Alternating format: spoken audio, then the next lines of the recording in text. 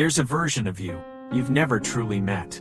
A version that is no longer obsessed with whether they're good enough.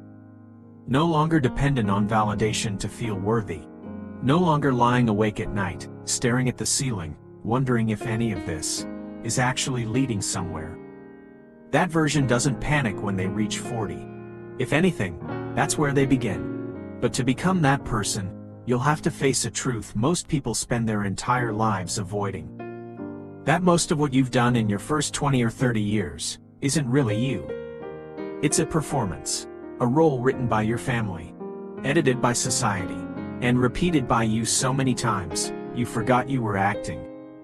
And if you're willing to go deeper into this, you'll begin to realize something unsettling. Your life isn't wrong, it just hasn't been real. You were taught to become someone. From a very young age, you were programmed. Not in an obvious way, but in a subtle, invisible one. You were praised when you behaved, recognized when you achieved, loved when you did things right. And slowly, you learned something. To be accepted, you had to become a version of yourself that others approved of. So you built it. You learned how to speak properly, how to behave appropriately, how to choose paths that felt safe. And you did it well. Very well. But there's a problem. You didn't realize you were performing. Carl Jung called this the persona, the mask you wear to function in the world. And that mask works so well. You start believing it's who you are. But if you pause for just a second, just 1 second, and ask yourself, am I actually being myself? You won't need anyone to answer. You'll feel it. You think you've been building your life. But if you look closer, you've been experimenting. Most of your decisions weren't made from clarity. They were made from adaptation. You chose a major because it had a future. A job because it was stable. A relationship because it made sense. You were testing. What version of you gets accepted the most? Jung called this the research phase.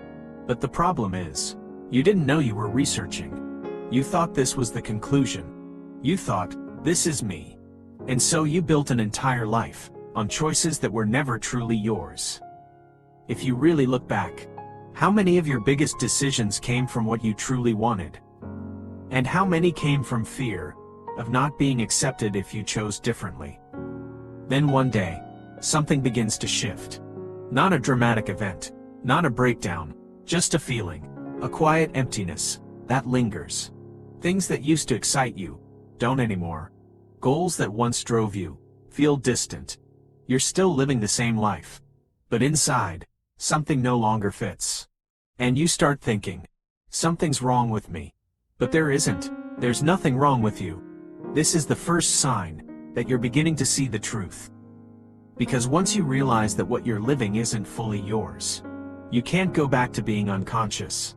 The emptiness isn't the problem. It's the space left behind when illusion starts to fall apart. People call this a midlife crisis. But that's a misunderstanding. You're not having a crisis. You're waking up. The problem isn't that you've lost direction. The problem is, you're realizing the direction you've been following was never yours. And that's terrifying, because if the path you've walked for years is not real, then who are you? That question is uncomfortable. And because it's uncomfortable, most people never ask it. But you don't have that option anymore. You've seen too much. You've felt too much. You can't pretend nothing happened. When you finally slow down, you'll start hearing something you've been ignoring for years. A voice, a part of you, buried deep. Jung called it the shadow. It holds everything you didn't allow yourself to be. The emotions you suppressed, the dreams you abandoned, the desires you labeled as unacceptable. You thought ignoring it was maturity. But the truth is, you can't grow by rejecting parts of yourself. The shadow doesn't disappear. It waits until you become quiet enough to hear it. And when you face it, you'll discover something unexpected. It doesn't just hold fear. It holds power. The creativity you suppressed. The freedom you denied. The version of you you were afraid to become. The shadow is not your enemy. It's the part of you that hasn't been accepted yet. And when you look into it, you don't just find discomfort. You find potential. But this is where most people stop. Because the truth hurts.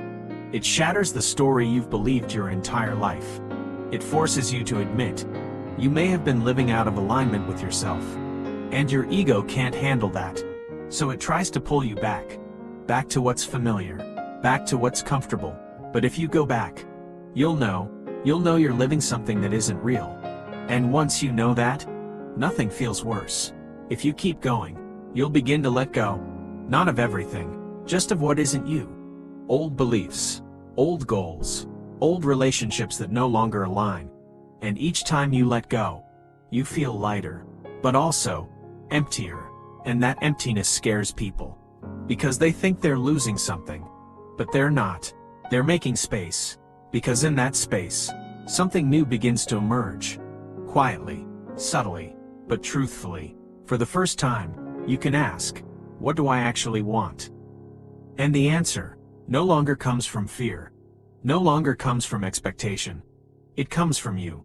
You begin to change. Not loudly, but deeply. You stop trying to impress. Stop explaining yourself to those who don't understand. Stop chasing things that don't matter.